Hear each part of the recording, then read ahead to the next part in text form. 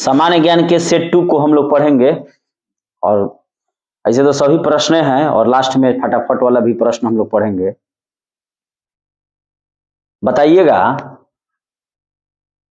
कि बांग्लादेश में गंगा नदी को क्या कहा जाता है? पद्मा। बांग्लादेश में गंगा नदी को पद्मा कहा जाता है और वहीं ब्रह्मपुत्र नदी को जमुना। और दोनों की जब संयुक्त धाराएं मिल जाती है गंगा एवं ब्रह्मपुत्र की तो उसे मेघना कहा जाता है और यही मिलकर सुंदरवन का डेल्टा बनाती है जहां सुंदरी, मैग्रोवा, बेलांचली या ज्वारीय वन कहा जाता है। ठीक है। और वहीं पर बंगाल टाइगर है जो बुलाता है सबको कि आइए, रॉयल बंगाल टाइगर। ठीक है। और उजला वाला टाइगर कहाँ मिलता है? सफेद टाइगर। और फिर यहाँ भी मिलता है इंडिया में नंदन कानन जो अभयारण्य है उड़ीसा, उड़ीसा में। ठीक है, वहीं पर मिलता है कम मात्रा में उसका प्रदर्शन। ठीक है, व्हाइट टाइगर उड़ीसा में मिलता है। ठीक है। बताइएगा कि महाभारत का प्राचीन नाम क्या था? महाभारत का प्राचीन नाम था जय संहिता। जय संहिता। और इसे युद्धों की पुस्तक के नाम से फारसी में भी अनुवाद हुआ है रमजनामा करके मुगल दरबार में। और बताइएगा नेक्स्ट प्रश्न कि सबसे प्राचीन वेद कौन है? ऋग्वेद। सबसे प्राचीन वेद ऋग्वेद है और वेदों की संख्या 4 है। ऋग्वेद, यजुर्वेद, सामवेद, अथर्ववेद। और इनकी रचना महर्षि वेदव्यास द्वारा की गई। ठीक है। अच्छा, नेक्स्ट बताइएगा कि राष्ट्रपति अपना त्याग पत्र किसे देगा? उपराष्ट्रपति को। और उपराष्ट्रपति भी अपना त्याग पत्र राष्ट्रपति को, यानी कि एक दूसरे में अदला बदली कर लेता है। ठीक है। अच्छा, ये जो दाढ़ी बनाने वाला जो दर्पण का प्रयोग किया जाता है सैलून वगैरह में, तो इसमें किस दर्पण का प्रयोग? अवतल दर्पण का प्रयोग होगा। दाढ़ी बनाने का, कान, आंख, नाक के डॉक्टरों का, हाँ, इस सब का परीक्षण करने में अवतल दर्पण का प्रयोग होता है। ये काफी फंसने वाला प्रश्न है, इसलिए इसको ध्यान रखना है कि हजामत बनाने में यानी कि दाढ़ी बनाने में आंख, नाक, कान के डॉक्टर का इस सब का अवतल दर्पण का प्रयोग होगा। साइड मिरर में तो उत्तल दर्पण हो गया और आगे का जो हेडलाइट होता है उसमें परवलिक दर्पण हो गया। परवलय माने पर एथी का आकार का। ठीक है। नेक्स्ट बताइएगा।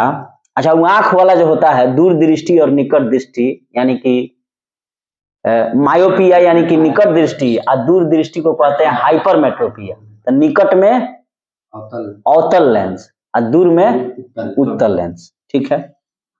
तानसेन का वास्तविक नाम क्या था? रामतनु पांडे। और अकबर ने इन्हें कंठाभरण वाणी विलास की उपाधि दी थी। गाते थे तब बारिश हो जाता था, आग लग जाता था, दिए बुझ जाते थे, दिए जल जाते थे। बताइए कैसा गाते थे तानसेन। अच्छा, अम्लीय वर्षा का मुख्य कारण कौन सी गैसें हैं? बताइए। अम्लीय वर्षा कार्बन डाइऑक्साइड होगा, वो तो ग्रीन हाउस गैस है। SO2 और NO2, सल्फर डाइऑक्साइड और नाइट्रोजन के ऑक्साइड जो अम्लीय वर्षा के उदाहरण है, जो चिमनियों, कारखानों और बड़े बड़े वाहनों से निकलते हैं और उस पर आसमान में जाते हैं और जलवाष्प से क्रिया करके पुनः बारिश के रूप में धरती पर गिरेंगे। और जब गिरेंगे SO2 और NO2 तो क्या होगा? चमड़ा पर खाज खुजली पैदा होगा, मछलियां मर जाएंगे। ये सब अम्लीय वर्षा के उदाहरण है। तो अम्लीय वर्षा का कहीं ना कहीं जनक हम लोग मनुष्य ही हैं। ग्रीन हाउस गैसों का मुख्य कारण CO2 है। हालांकि देखा जाए तो ग्रीन हाउस में सबसे ज्यादा मात्रा जो है जलवाष्प का होता है, 66%। CO2, NO2, CH4, ये सब ग्रीन हाउस गैस हैं। नेक्स्ट बताइएगा लोग कि भारत की प्रथम युद्धक मिसाइल कौन है? पृथ्वी। भारत की प्रथम युद्धक मिसाइल पृथ्वी है और सबसे ज्यादा दूरी तक मार करने वाली अग्नि 5 हो गई है। ठीक है। और मिसाइल मैन के नाम से किसे जाना जाता है? APJ अब्दुल कलाम को। और मिसाइल वुमेन के नाम से किसे जाना जाता है? मिसाइल वुमेन, महिला में, लेसी फार्सवर्थ को। ठीक है। नेक्स्ट बताइएगा कि आयात निर्यात बैंक यानी कि एक्जिम बैंक, तो आयात निर्यात बैंक एक्जिम बैंक की स्थापना कब हुई थी? 82 में। बिल्कुल सही। 1982 में ही आयात निर्यात बैंक की भी स्थापना हुई थी। नाबार्ड की भी स्थापना जो ग्रामीण स्ट्रक्चर को डेवलप करेगा उसकी भी स्थापना 1982 में हुई थी। और आयात निर्यात बैंक की जो स्थापना किस लिए हुई थी? यहाँ के उद्योग जो हैं वो चाहे एमएसएमई के हों चाहे छोटे बड़े जो भी मझोले उद्योग हैं उनको डेवलप करने के लिए एक्जिम बैंक की स्थापना की गई। एक्सिस बैंक की स्थापना कब की गई थी? 2007 में। और यूटीआई का नाम बदलकर ही एक्सिस बैंक 2007 में कर दिया गया। नेक्स्ट बताइएगा कि ट्रांजिस्टर का आविष्कार किसने किया था? ट्रांजिस्टर हाँ, ट्रांजिस्टर का विलियम बार्डिनियम शकले अमेरिका के रहने वाले थे। इन्हीं लोगों के द्वारा 1948 में ट्रांजिस्टर का आविष्कार किया गया था। हालांकि सन साइंस में नहीं पूछता है, साइंस में वही सन पूछेगा जिसमें किसी को नोबेल अवार्ड मिला हो, और वो भी मतलब वर्तमान का ही, ना तो साइंस में सन उन नहीं पूछता है। याद करने का जरूरत नहीं है कि किस चीज का आविष्कार कब हुआ। नेक्स्ट प्रश्न बताइएगा लोग कि जो ये खजुराहो का मंदिर है कहाँ है? मध्य प्रदेश के छतरपुर जिला में है और चंदेलों के द्वारा बनवाया गया था। चंदेल वंश के राजाओं के द्वारा खजुराहो का मंदिर बनवाया गया था छतरपुर मध्य प्रदेश में। अभी हाल ही में काफी प्रसिद्ध हुए हैं बाबा बागेश्वर धाम के धीरेन्द्र शास्त्री जी, वो भी वहीं के छतरपुर के हैं। और यहाँ पर जो है ये भारत की प्राचीन सभ्यता संस्कृति को दिखाता है। जो आज अमेरिकन या यूरोपीय जो देश हैं वे कहते हैं कि सबसे पुराना सभ्यता संस्कृति हमारा है, तो उससे तो पुराना हमारा है जो सिखाता है कि मानव का प्रजनन कैसे होगा। वहां जाइएगा ना तो पूरा एकदम बढ़िया से फोटो बनाया गया है कि कैसे मतलब मानव पैदा होता है। कभी नेट पर सर्च करके देखिएगा, खजुराहो के मंदिर में पूरा एकदम कंप्लीट दिखाता है। तो देखिए हमारी सभ्यता संस्कृति कितनी पुरानी है। और वो लोग क्या कहता है कि हम तुमको सिखाने आए हैं कि तुम यहाँ पर बर्बर हो, तुमको जीने की कला नहीं पता है, तुमको शासन करने की नहीं तरीका पता है, हम तुमको असभ्य से सभ्य बनाने आए हैं। देखिए समझे? तो इसको अगर देखना है तो जाके खजुराहो में देखें, जिसको चंदेल वंश के राजाओं द्वारा बनाया गया था। चला जाएगा जी। अच्छा बताइएगा कि पुरी में जो जगन्नाथ मंदिर है, उड़ीसा में जगन्नाथ मंदिर किस शैली का है? नागर शैली का है। इसको किस वंश के शासकों ने बनवाया था? गंग वंश के शासकों ने पुरी के जगन्नाथ मंदिर को बनवाया था। और वहां कहा जाता है कि भगवान विष्णु की जो प्रतिमा है वह लकड़ी का बना है। हाँ, और उसका जो झंडा है जो देखिएगा वो किसी भी कोना से देखिएगा तो उसका दोनों सीधे रहता है और डेली झंडा बदलाता है। अच्छा नेक्स्ट प्रश्न बताइएगा कि भारत में अंतरिक्ष आयोग एवं अंतरिक्ष विभाग की स्थापना कब हुई थी? 1972 में इंदिरा गांधी थी।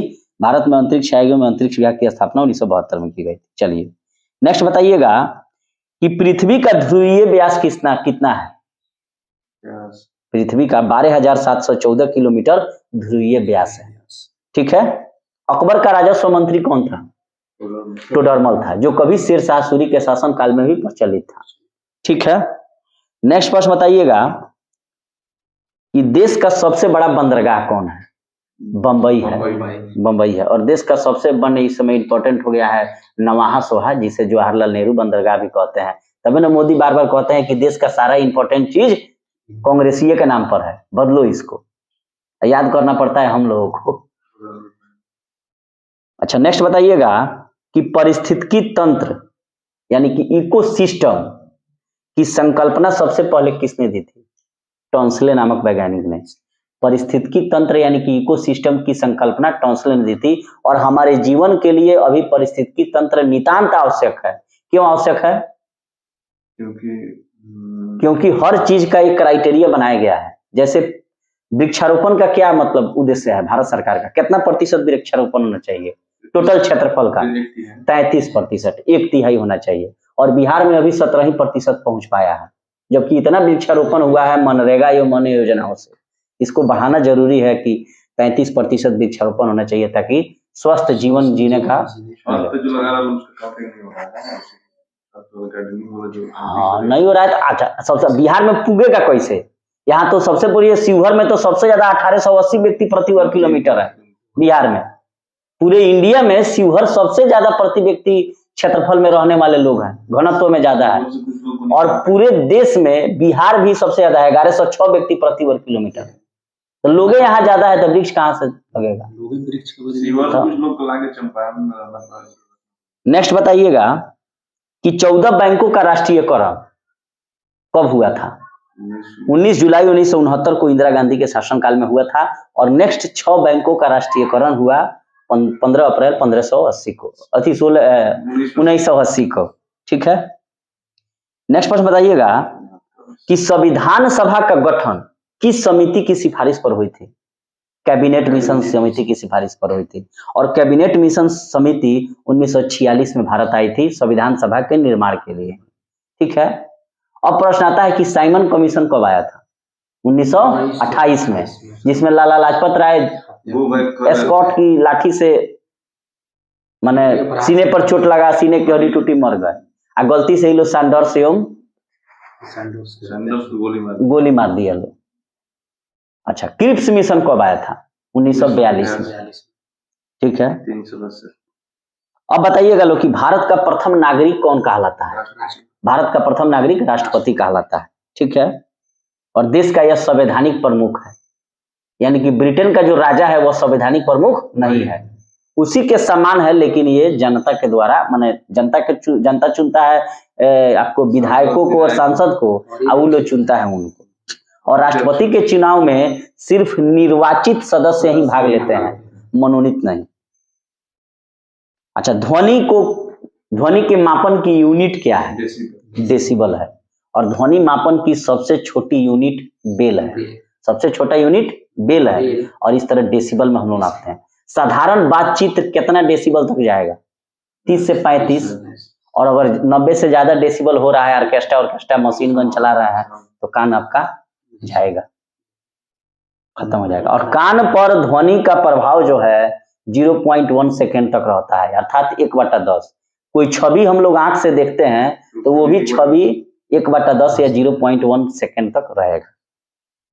ठीक है। अच्छा, ये जो इको जो होता है, इको यानी कि ध्वनि की प्रतिध्वनि, तो इसका कारण क्या है? परावर्तन, ध्वनि का परावर्तन। स्रोत मान लीजिए आप हैं, मान लीजिए स्रोत मैं हूं और श्रोता आप हैं, तो प्रतिध्वनि सुनने के लिए कितने फीट की दूरी होनी चाहिए? 56 फीट की। अब मीटर में आइएगा तो 17 पॉइंट कुछ मीटर की दूरी होनी चाहिए। जितना ज्यादा एरिया परावर्तक सतह का होगा, ध्वनि उतनी ही अच्छी तरीके से आएगी। और ध्वनि का वेग किस पर निर्भर करता है?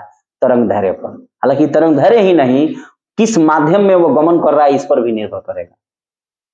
उसमें आर्द्रता कितना है। ध्वनि पर एक ही चीज का प्रभाव नहीं पड़ता है, दाब का। दाब कितना हो बढ़ाइए घटाइए, ध्वनि का कोई प्रभाव नहीं पड़ने वाला है, बाकी सब चीज का प्रभाव पड़ेगा।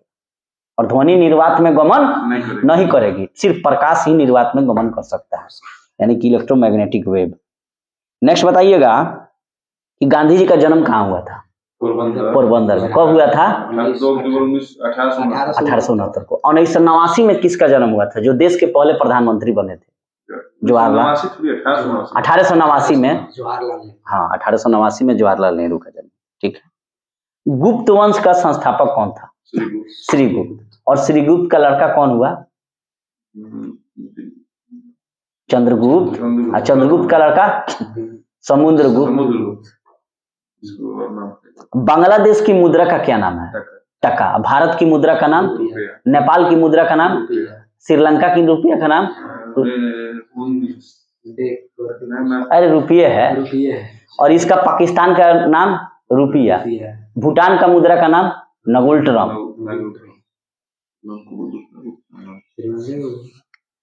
अच्छा बताइएगा लोग कि दिल्ली भारत की राजधानी कब बनी थी? 1912 में। देखिए, बनी थी और घोषणा हुआ, तो बनी थी का मतलब हो गया कि बन गया, तो 1912 में बना।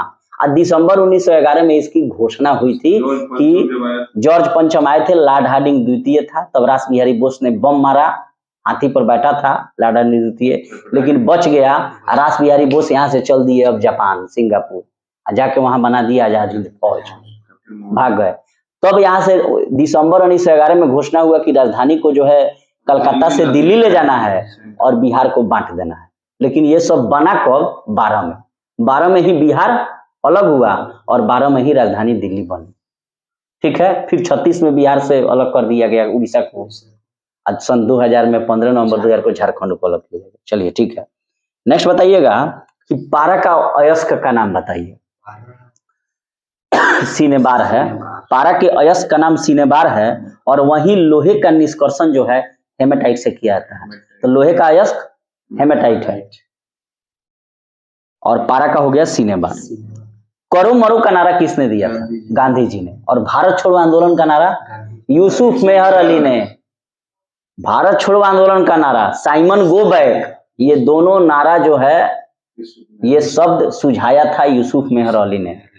भारत छोड़ो आंदोलन, quit India movement and Simon go back, Yusuf Meher Ali ने। करो मरो का नारा महात्मा गांधी दिए थे कि भाई अब लास्ट है, कर लो और नहीं तो मरो।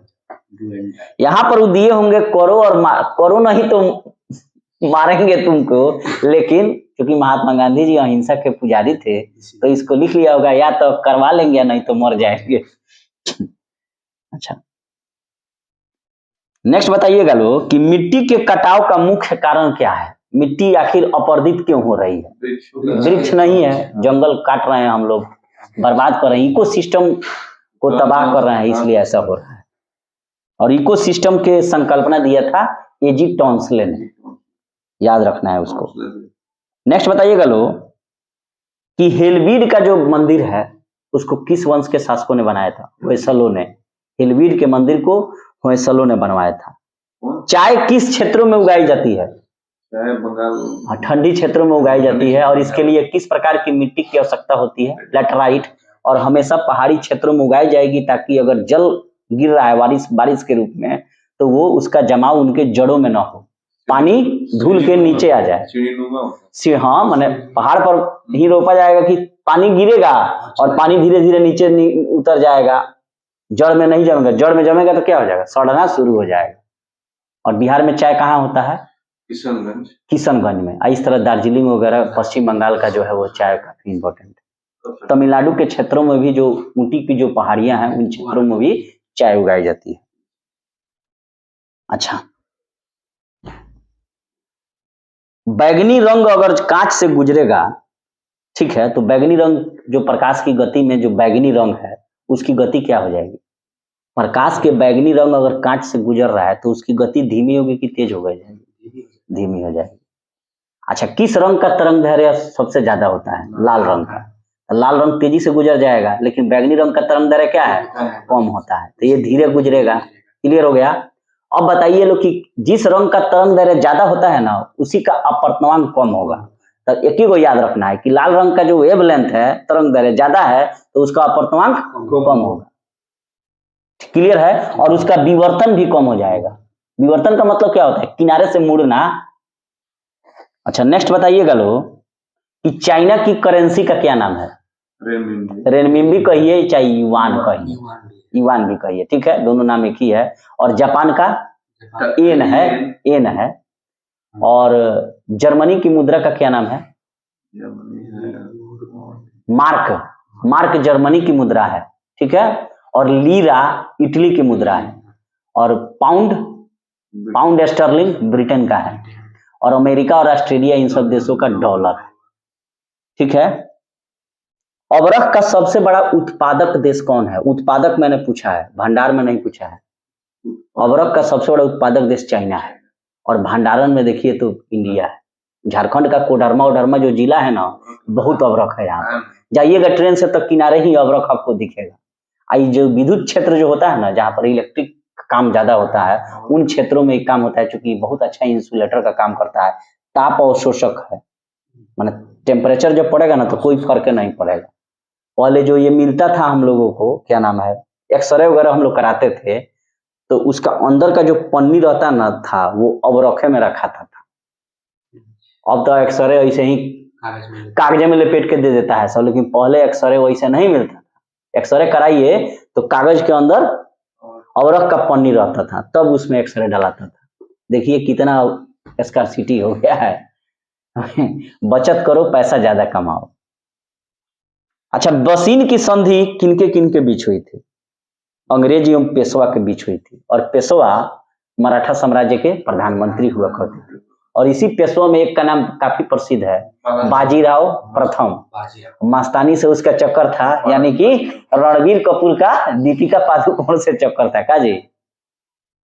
रणबीर कपूर, रणबीर सिंह, रणवीर सिंह, सॉरी, एक के नाम रख लेता है, सब समझ में नहीं आता है। रणवीर सिंह ये ऑप्शन में जिस दिन आएगा ना तो बहुत लोग रणवीर कपूर मार के चला आएगा। नाम सबका अलग है, देखिए रणवीर है उसका, रणवीर उसका रणवीर है नाम। आप बोले हम लोग चार में अच्छा, फलों के अध्ययन को क्या कहा जाता है? पोमोलॉजी। फूलों के अध्ययन को एंथोलॉजी। ठीक है। दिल्ली चलो का नारा किसने दिया था? सुभाष चंद्र बोस ने। मैं तुम्हें खून, तुम मुझे खून दो, मैं तुम्हें आजादी दूंगा, सुभाष चंद्र बोस। आजाद हिंद सरकार की स्थापना किसने की थी? सुभाष चंद्र बोस ने। और इन्हीं के नाम पर अंडमान को स्वराज द्वीप, निकोबार को शहीद द्वीप, नहीं, अंडमान को शहीद द्वीप रखा गया है नाम, और निकोबार को स्वराज द्वीप रखा गया है, क्योंकि अंडा हमेशा शहीद होता है। अच्छा, बिहू किस राज्य का त्योहार है? असम का।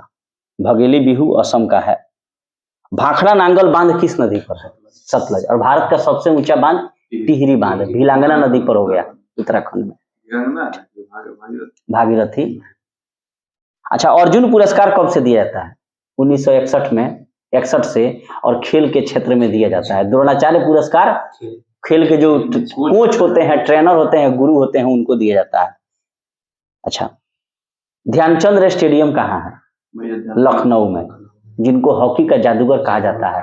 अब राजीव गांधी खेल रत्न पुरस्कार का नाम बदलकर मेजर ध्यानचंद ही कह दिया गया। इन्हीं का देन था कि भारत 8 बार ओलंपिक में मेडल, स्वर्ण पदक जीता था। और जर्मनी का हिटलर की कहा था इनको कि आप मेरे देश से खेलिए, हम आपको ये देंगे वो देंगे, लेकिन मेजर ध्यानचंद नहीं गए।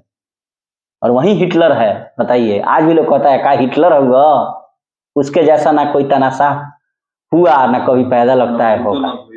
हाँ, और उसी की आत्मकथा है हिटलर की, मेरा संघर्ष, और उसको फ्यूहरर भी कहा जाता है। गजब का मतलब आदमी था। और वो क्या था? नाजीवादी था। और वहीं इटली का जो बोनीटो मुसोलिनी था, वो लोहार जाति का था, और मुसोलिनी फासिस्टवादी था। बहुत संघर्ष किया है। चलिए नेक्स्ट प्रश्न बताइएगा कि बांदीपुर राष्ट्रीय उद्यान कहाँ है? कर्नाटक में। नागरहोल भी राष्ट्रीय उद्यान कर्नाटक में है। बनरघट्टा तितली उद्यान भी कर्नाटक के बेंगलुरु में है। ठीक है। सुलेडर लॉरिस का एक नया अभ्यारण्य बना है। दो एक प्रकार का मन नेउर के जैसा एक जानवर है, नेवला जो ना होता है बिहार में, नेउर कहा जाता है, उसका बना है तमिलनाडु में, नया अभ्यारण्य बना है।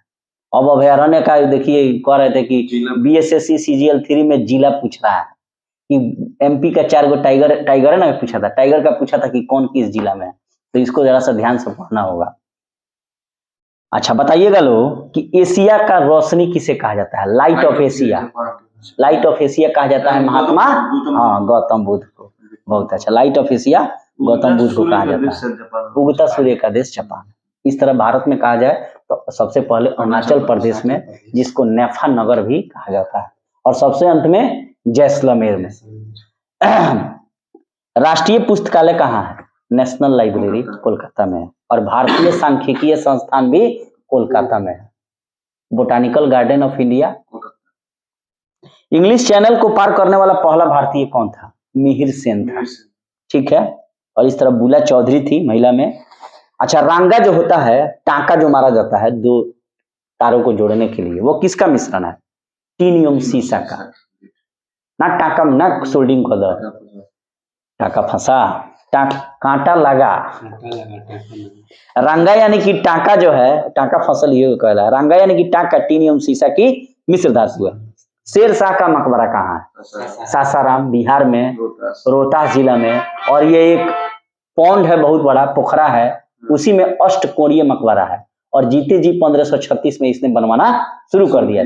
शेर शाह का शासनकाल देखा जाए तो 1540 से 1545 है। और इसने 3-4 लड़ाइयां लड़ी, किसके साथ?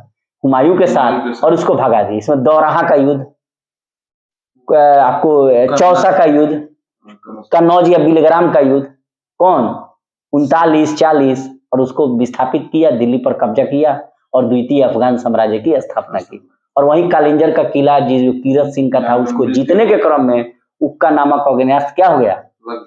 प्रतिक्रिया के बराबर और विपरीत प्रतिक्रिया हो गया, दीवार से टकरा कर आया और खत्म हो गया। लेकिन एक प्रश्न पूछा था UPSC में कि कालिंजर का किला जीतते वक्त शेरशाह कहाँ था, माने क्या था, माने मर गया था कि जिंदा था, तो जीते जी जीत लिया था, माने जिंदा था जीत लिया गया, तो सुन लिया कि जीत लिए लोग, उसी में अपना थोड़ा एगो हाँ माने जीते जी जीत लिया था, सुन लिया कि हाँ जीत लिए तब मरा।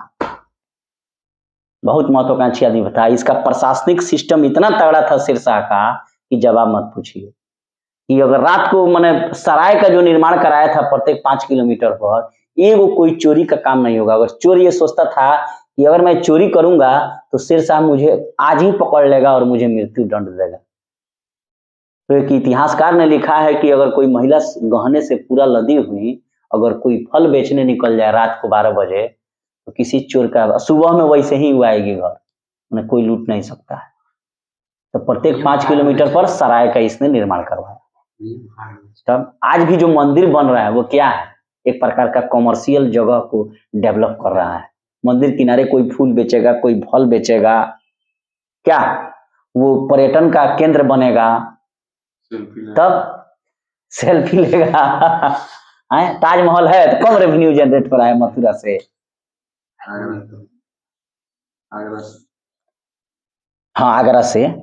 मथुरा के तेल शोधनशाला के कारण उसको उस संगमरमर को नुकसान पहुंच रहा है। नेक्स्ट बताइएगा लोग कि आगरा के किले के अंदर मोती मस्जिद का निर्माण किसने कराया था? आगरा का किला मैंने कहा है, दिल्ली का किला नहीं कहा है।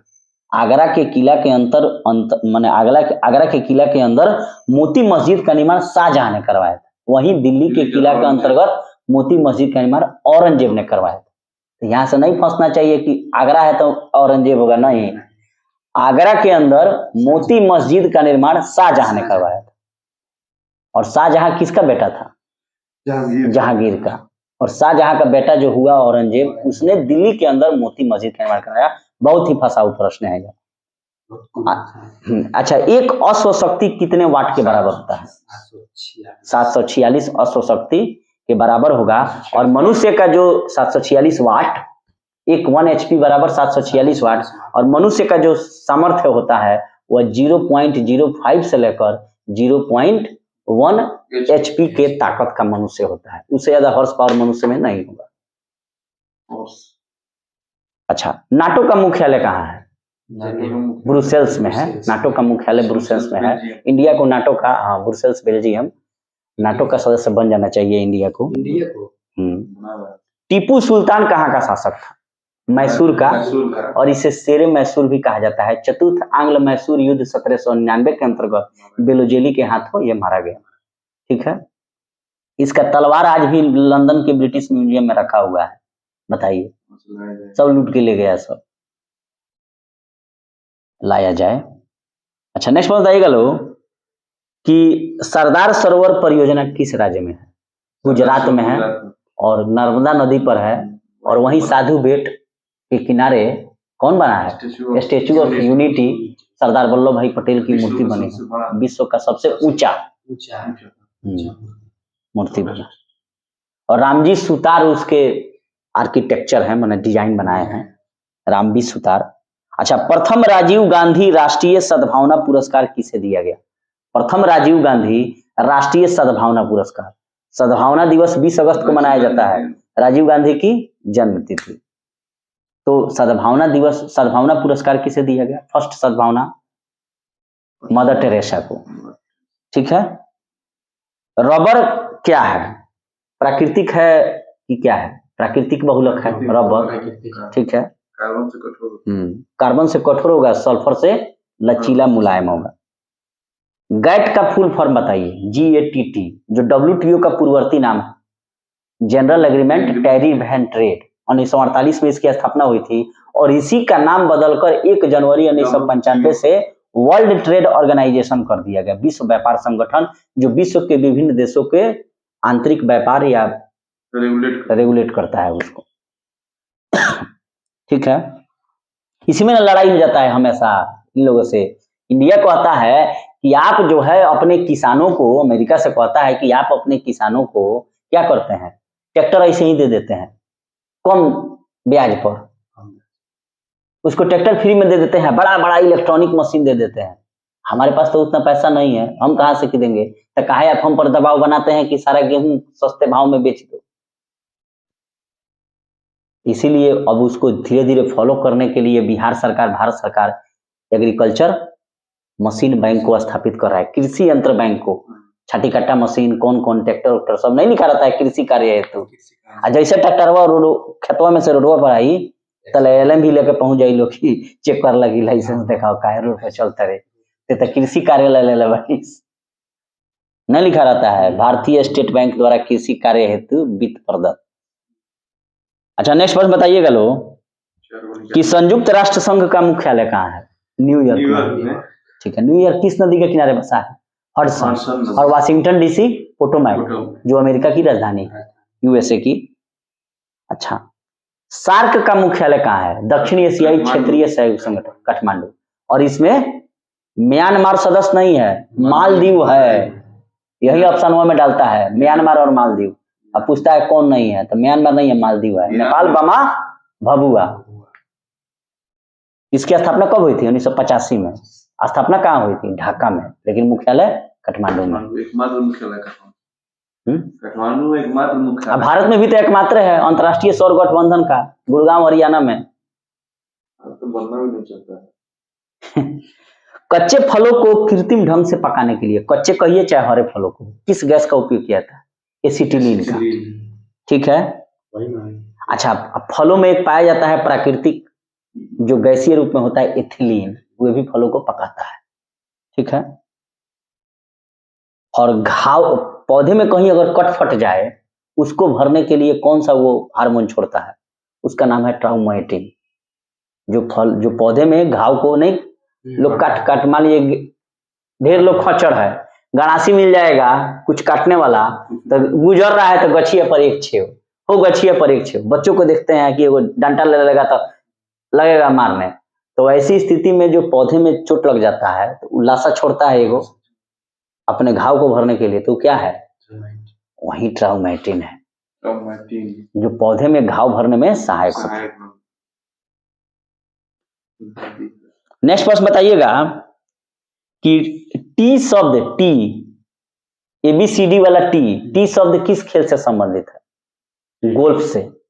हाँ, गोल्फ। टाइगर वुड्स गोल्फ के खिलाड़ी, ज्योति रंधावा। अच्छा नेक्स्ट बताइएगा लो, बॉयज स्काउट आंदोलन के संस्थापक कौन थे? Baden Pavel. बॉयज स्काउट आंदोलन के संस्थापक बेडन पावेल थे। संपूर्ण संविधान कब लागू हुआ था? हाँ, 26 जनवरी 1950 को लागू हुआ था। और संविधान को अगर पूछेगा कि इसे अधिनियमित कब किया गया, आत्मप्रीत कब किया गया, तो 49 हो जाएगा। ठीक है। इस्पात का जो भट्ठी होता है, वात्या भट्ठी में उत्पादित होने वाला लोहा कौन होता है? ढलवा लोहा होता है। और शुद्ध लोहा कौन है? पिटवा लोहा। जले पिटाई ना होला तले लइको ना सुधरेलस, तो पिटवा लोहा सर्वाधिक शुद्ध लोहा है। और इस्पात का जो वात्या भट्ठी होता है जिसमें आयरन ऑक्साइड अपचयित होगा, तो वो ढलवा लोहा है। ढलवा लोहा में कार्बन की मात्रा ज्यादा रहेगी, लेकिन पिटवा लोहा में पीट के ना लोग पीट के तरह के सोच कर दे, शुद्ध बना दे। हाँ, माइक्रोफोन के आविष्कारक कौन है? Microphone Bell, Graham Bell. Graham Bell. चलिए बताइएगा लोग कि ईस्ट इंडिया कंपनी ने 1611 में कहाँ अपनी फैक्ट्री बैठाई थी? मसूलीपट्टनम में। हाँ, लेकिन 1613 में जो सूरत में बैठाया वो परमानेंट था, वो अस्थाई था, लेकिन मसूलीपट्टनम में टेम्पोररी बैठा लिया। ईस्ट इंडिया कंपनी की स्थापना होती है वहां लंदन में 1600 में, लेकिन फैक्ट्री बैठाता है डच के बाद। और डच की स्थापना होती है 1602 में, लेकिन इससे पहले ही फैक्ट्री बैठा लेता है 1605 में मसूलीपट्टनम में।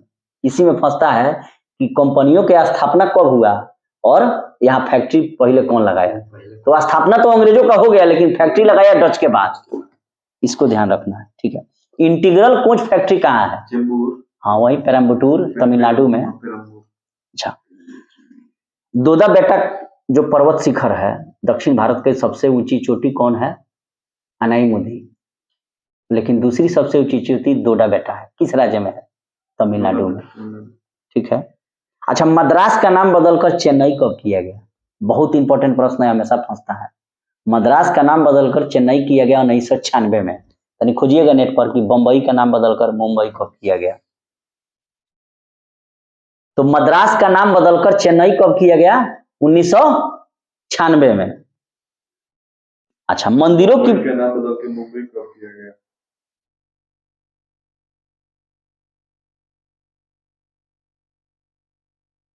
मुंबई का नाम बदल 1995 में। 1995।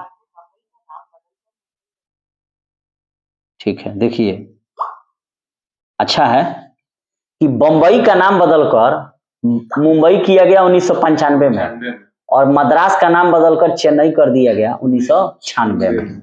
याद रखना है, पहले बंबई तब चेन्नई। और बंबई के संस्थापक कौन थे? गेरार्ड ओंगियर। गेरार्ड ओंगियर थे बंबई के संस्थापक, और बाद में यही दहेज के रूप में दे दिया जाता है। और चेन्नई के संस्थापक कौन थे? एक सेकेंड, चेन्नई के बता रहे हैं, चेन्नई के संस्थापक कौन थे?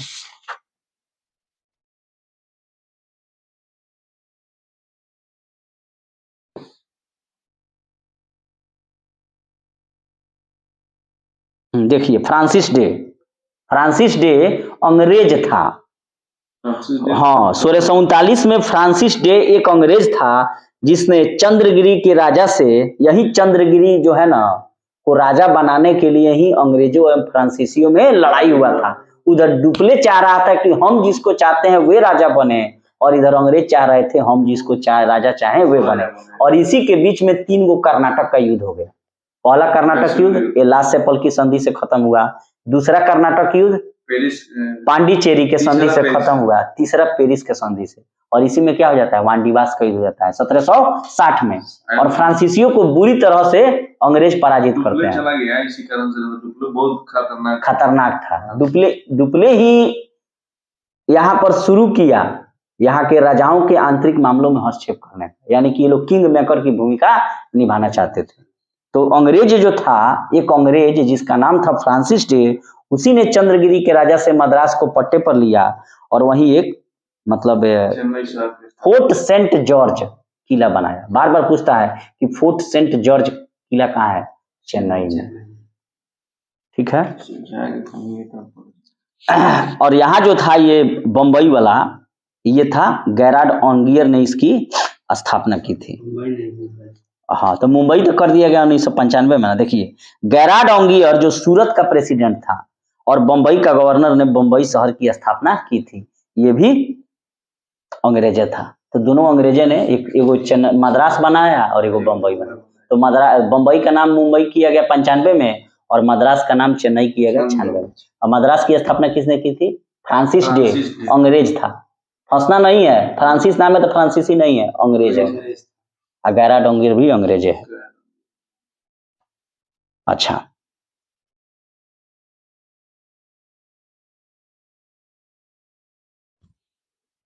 केप कोमोरिन कहाँ है? कन्याकुमारी तमिलनाडु में है। नल कहला सीधे कन्याकुमारी से लेकर जम्मू कश्मीर तक, कश्मीर से लेकर कन्याकुमारी। हाँ, कश्मीर तू मैं कहना, कश्मीर तू मैं कन्याकुमारी गानवा नहीं है? चेन्नई एक्सप्रेस में। अच्छा, बताइएगा लोग, दक्षिण भारत का संतरी किसे कहते हैं? संतरी माने बुझते हैं लोग? रात में जो सोए रहिएगा ना, आर्मी में जाइएगा, बहाली हो जाएगा, तो रात में सोए रहिएगा तो 4 बजे जगाने वाला दिया जाता है। माने आपका सचेतक है, आपको चेताएगा कि आपको क्या करना है। हाँ, तो वही दक्षिण भारत का संतरी जो है वह तमिलनाडु है। अच्छा, तमिलनाडु में विधानसभा सदस्यों की संख्या कितनी है? 234।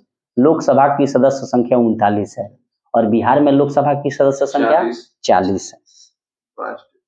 वहीं राज्यसभा की सदस्य संख्या तमिलनाडु में 18 है। अच्छा, इसका प्रमुख त्योहार बताइए। पोंगल की किस राज्य का है प्रमुख त्योहार? तमिलनाडु का है। नौका पर्व और ओणम केरल का है। ओणम केरल का है। अच्छा, ऊटी पहाड़ी तमिलनाडु में। कन्याकुमारी, चिदम्बरम का नटराज मंदिर यहीं पर है तमिलनाडु में।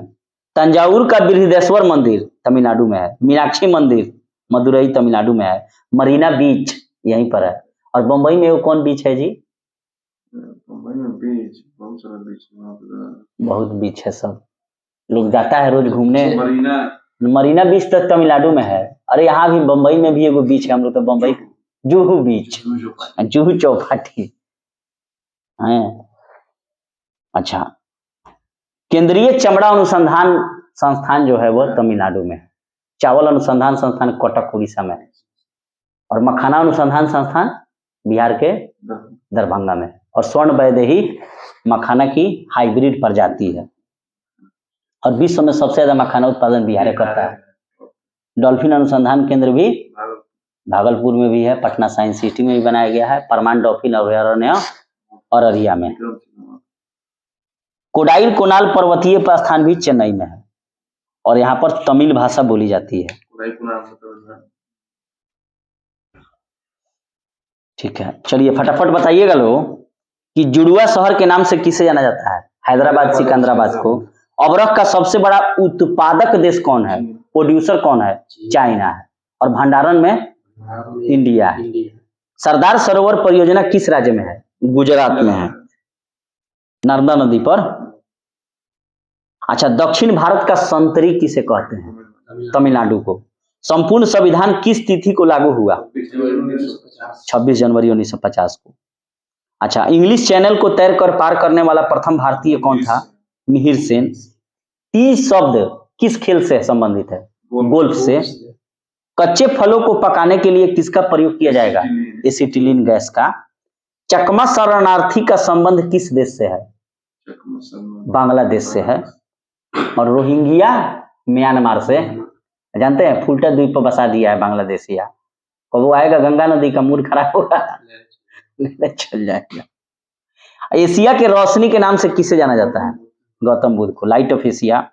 आगरा के किले में मोती मस्जिद का निर्माण किस मुगल शासक ने कराया था?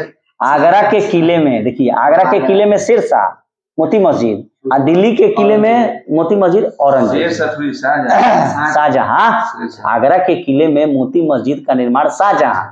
जिसने बनवाया? ताजमहल बनवाए थे। ताजमहल बनवाए थे। दिल्ली का लाल किला भी तो शाहजहां ने बनवाया था ना। लेकिन दिल्ली के लाल किला में मोती मस्जिद किसने बनवाया? औरंगजेब ने।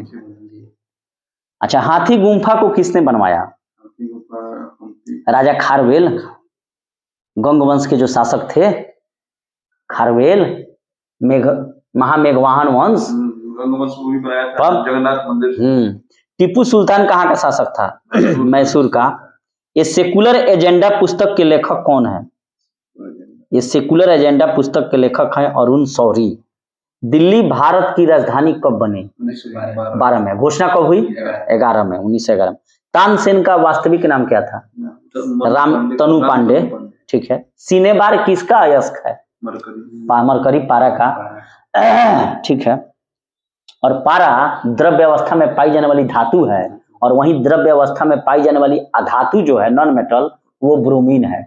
और द्रव्य अवस्था में पाई जाने वाली कमरे के ताप पर रेडियो सक्रिय धातु कौन है? फ्रांसियम, जो हाथ पर रखिएगा तो पिघल जाएगा। डेसिबल किसकी माप की इकाई है? ध्वनि की, साउंड की। गुप्त वंश का संस्थापक कौन था? श्रीगुप्त। भारत का प्रथम नागरिक कौन कहलाता है? राष्ट्रपति। संविधान सभा का गठन किस मिशन योजना के तहत किया गया था? कैबिनेट मिशन कब आया था? 46 में। साइमन कमीशन 1928 में। क्रिप्स मिशन 1942 में। हेमेटाइट किसका अयस्क है? लोह का। अकबर का राजस्व मंत्री कौन था? अच्छा, आयात निर्यात बैंक की स्थापना कब हुई थी? 82 में। अम्लीय वर्षा का मुख्य कारण कौन सी? NO2SO2, sulphur dioxide, nitrogen oxide. Gokak झरना कहाँ है? वहीं कर्नाटक के बेलगामी जिला में। मद्रास का नाम बदलकर चेन्नई कब किया गया? अच्छा, बंबई का नाम बदलकर मुंबई कब किया गया? ध्यानचंद स्टेडियम कहाँ है? लखनऊ में। हाथी गुम्फा का संबंध किस धर्म से है?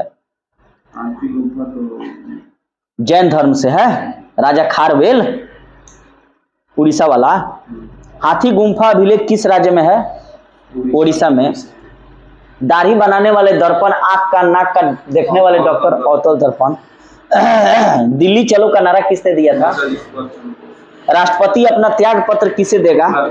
उपराष्ट्रपति को। उपराष्ट्रपति किसे त्याग पत्र देगा? अडियार भारत के किस राज्य में स्थित है? तमिलनाडु में, वही मद्रास। जय संहिता किस ग्रंथ का प्राचीन नाम है? भारत। फलों का अध्ययन क्या कहलाता है? ठीक है। एपीकल्चर मधुमक्खी पालन, पिसीकल्चर मछली पालन, हॉर्टिकल्चर बागवानी। भाखड़ा नांगल बांध किस नदी पर बनाई सकती है? किस देश की मुद्रा को टका कहा जाता है? तमिलनाडु राज्य की राजधानी कहाँ है? चेन्नई। और चोलों की राजधानी कहाँ थी? तंजौर। और चोल वंश का संस्थापक विजयालय। और जब गजनवी हमला किया तो दक्षिण भारत में शक्तिशाली राजा राजेंद्र प्रथम चोले वंश का था। संविधान के किस अनुच्छेद के तहत भारत को राज्यों का संघ कहा गया है? अनुच्छेद 1 में भारत को राज्यों का संघ कहा गया है, union of state. Gandhi ji का जन्म 2 अक्टूबर 1869 को कहाँ हुआ? पोरबंदर में। गंगा नदी को बांग्लादेश में क्या कहा जाता है? पद्मा। और ब्रह्मपुत्र को जमुना। और जब मिलेगी तो मेघना। ठीक है। और ब्रह्मपुत्र नदी को जहां उत्पन्न होती है तिब्बत के मानसरोवर में, उसको वहां किस नाम से रहता है? यरलुम जंगबो सांगपो, दिहांग भी कहा जाता है असम साइड में। और सब घुसेगी इंडिया में तो ब्रह्मपुत्र हो जाएगी। और इसी पर चाइना इतना ज्यादा डैम बनाकर पानी को मोड़ रहा है। आपको मैं फिगर दिखा रहा हूँ। जैसे मान लीजिए नदी यहाँ से निकल रही है, ठीक है, तो इसको क्या कर रहा है कि यहाँ से इधर ले जा रहा है, इसी में से यहाँ ले जा रहा है, फिर यहाँ ले जा रहा है, यहाँ ले जा रहा है, यहाँ ले जा रहा है, ऐसे ऐसे ऐसे ऐसे ऐसे ऐसे इतना इसके पानी को मैंने मोड़ रहा है, इंडिया के लिए खतरा पैदा कर रहा है।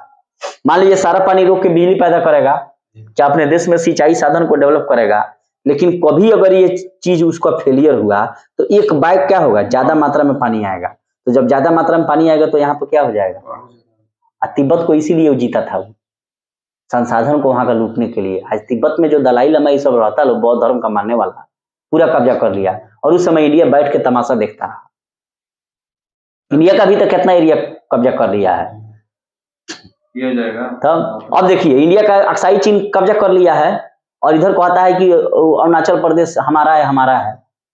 इंडिया भी भाषण दिया है यूएनओ में, कहा है कि बार बार जो पाकिस्तान कहता है कि कश्मीर हमारा है, वो तो खुदे मेरा जमीन लेके कश्मीर का आधा हिस्सा कब्जा किया हुआ है। उस पर हम किसी भी प्रकार का इंक्रीमेंट बर्दाश्त नहीं करेंगे। माने हमारा वो चाहिए तू छोड़ा, तू साले पहले से हमारा हड़पले बड़ा हमारा लगा दोनों को हमारा है।